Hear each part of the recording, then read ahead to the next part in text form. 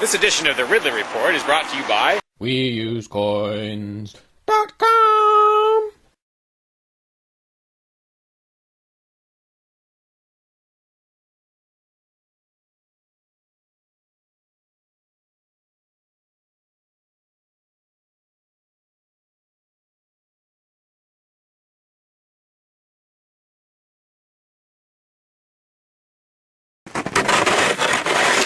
When I was out there a couple years ago, I tried to do a video, I got rid of some of the ice and did a little video about it, suggesting maybe that I shouldn't be the only one. I don't think anyone even paid any attention, unless I'm missing something.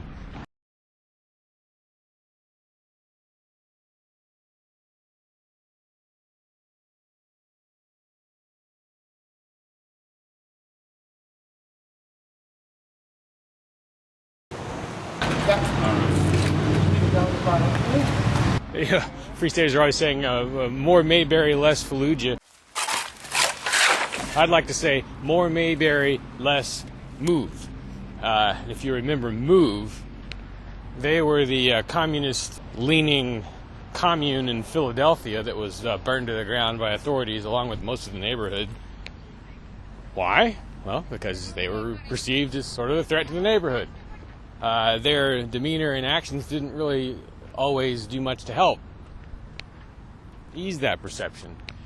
Initiation of property tax resistance. Simply put, I bought this land here under the impression that I own it. It should be accompanied by and thus associated with some sort of improvement to the neighborhood.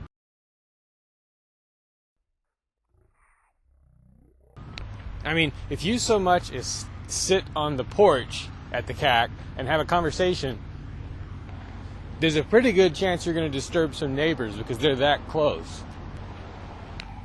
Imagine how much negativity there's going to be toward the CAC, toward Lien, as the place starts to become a real ground zero of some kind of property tax revolt.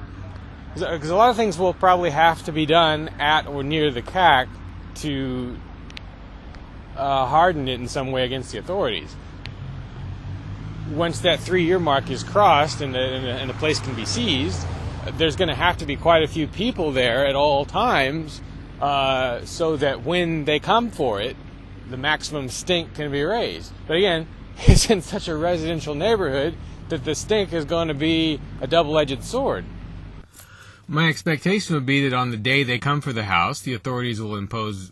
Well, actually, before they even take it, they may impose an exclusion zone, which bans any number of people from being at the house.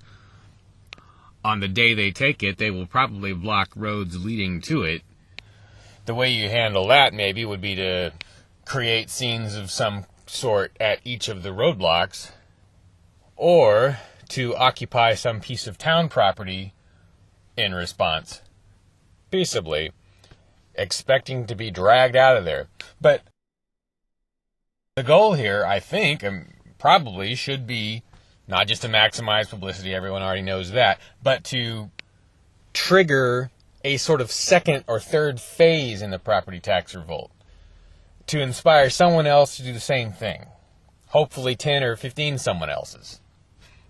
Now, if Lien and company have set different goals, fine. But what exactly are the goals? I mean, there should be clearly defined objectives.